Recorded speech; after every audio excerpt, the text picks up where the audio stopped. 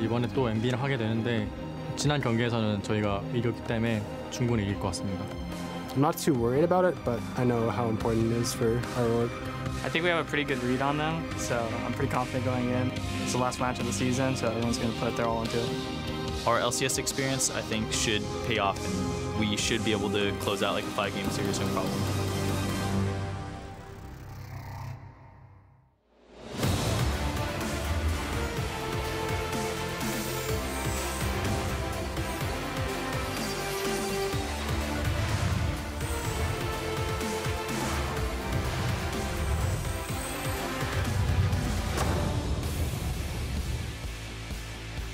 Welcome everyone to the North American LCS Summer 2017 Promotion Tournament. There was only one spot left up for grabs. You can see the players fighting for it on your screen. Gold Coin United in purple, Team Envy in black, blue, and white. I am David Freak Turley, joined here by two wonderful gentlemen, Isaac Azelle Cummings-Bentley and Sam Kobe Harmer-Kensler. I saved the best for last. Greetings. Well met. All right, that intro's not quite what was planned, but let's take a look at the teams that we've got here today. Of course, we talked about them briefly. Let's look at the bracket. Of course, despite winning their very first match on Friday, Gold Coin United did, in fact, drop to Liquid in yesterday's matchup that would have promoted them in right away. Meanwhile, on the other side of the bracket was, of course, Team Envy, who had lost to GCU at the very start, but managed to win against United to get themselves into today's final decider series. Of course, close matches all the way through. So now it's time to figure out which of these two teams will be in the NA LCS next split and which one will fall down to the NA Challenger Series. Now, for both these teams, first off, there's got to be a huge weight on their shoulders. Now it's do or die time. You've got to win this one. I mean, there's so much pressure on these matches. This is deciding not only the fate of your team, but potentially your career. I mean, this could be a lost job if you lose this series. Yeah, I mean, for some of the people, you feel, oh, even if they get relegated, like Lyra will find a home or something. But that's not true for all the players. And for Envy, yes, there is a ton of pressure. And we've even seen pros already who have previously played in the relegation tournament start tweeting out about how intense it is and how it's extremely uncomfortable to have to play for your job and stuff like that. Yeah. But on the same side, you know, Gold Coin United are also playing for jobs as well, and there's a lot of pressure there trying to get into the LCS on the flip side. Yeah, absolutely. So let's start talking about the team specifically. We're going to start actually with, even though, you know, Envy lost to GCU, they did start playing better. Envy got that win over United, so it feels like, you know, maybe they're on the upswing.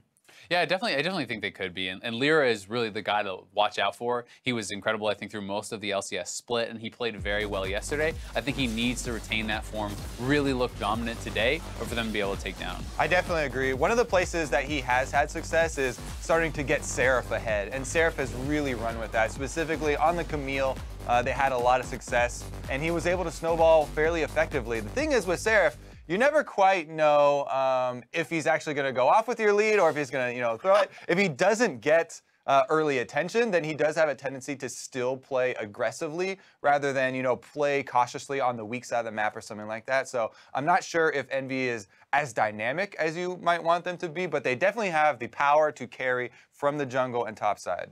So let's talk about the other side of the map then with Gold Coin United. Of course, they did beat them last time around. And heck, they even took Liquid to 5 games, which is solid on its own right since the double-led Liquid looks pretty good. So give me your thoughts on GCU.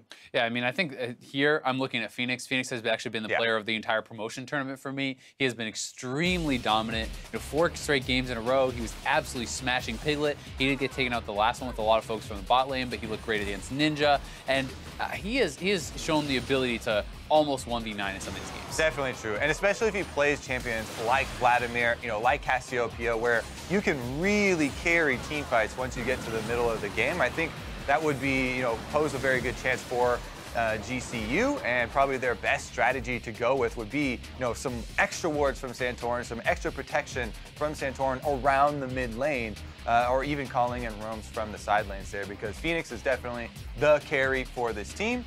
And a lot of their hopes, I think, do rest on him. And I think we saw Liquid, you know, in Game 5 finally find a way to shut him down with all this extra pressure. And like you said, you know, we need to see Gold Coin backing him up and showing the same attention there, because he has been smashing these lanes as long as they are left alone in the 1v1. And if other attention comes from the other team, he needs the help from his team too. And they did just have that long, stressful best of 5 that they played, went all the way to the 5th game. Yep. And that can take a toll on you, but they, you know, look refreshed today, so we'll see if they can rebound. Right, yeah, from what I've seen, the players seem confident, ready to go. But meanwhile, despite losing to GCU on Friday, Hakuo feels like they go into today's game prepared.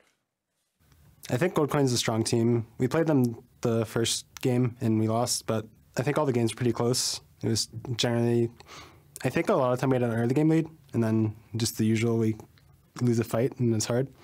I think some of their picks we weren't ready for or didn't expect, so coming into the rematch, I think it'll be easier for us to draft around.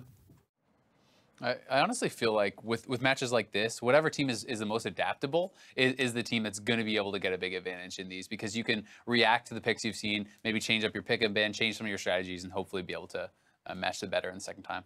Yeah, and of course, for both sides, of course, we'll see what their adaptations end up being. So now promotion tournament hopes are on the line. So I'm going to put your jobs on the line as well. If your chosen team loses, you're also out of the LCS. One left. Relegation for casters. Relegation for casters. I'm going to sticking to the hill. Azale, I want to start with you. Who's going to win this one? I take Envy 3-2. I think it's really close. It's to me more who goes off, Lyra or Phoenix. I have some faith in Lyra today, though.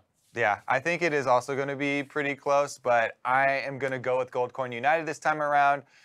Even though there's been some time for Envy to look at their mistakes and try and patch things up. They did lose the first time around, and even when you see a video like that where Hakuo is like, "Oh yeah, it's just the usual. Yeah, we got it super far ahead, but then usual throw late game for us." The fact that you can brush it off as usual throw late game, maybe they have not solved like the root cause of these issues. And in a best of 5, I think I'm going to go with Phoenix. All right, well, we'll see what it ends up being. Be sure to tweet at LO Esports and share your thoughts with us, and tell us who do you want to see pop off in the 2017 Summer Promotion Tournament and why. Make sure to use hashtag NALCS. We will share some of our favorite tweets during the day, so stick with us. And now, speaking of our favorites, let's send off to the casters to get the games underway. Aw, thanks, Freak. Hello, everyone. I am Optimus Tom Steerfoss, and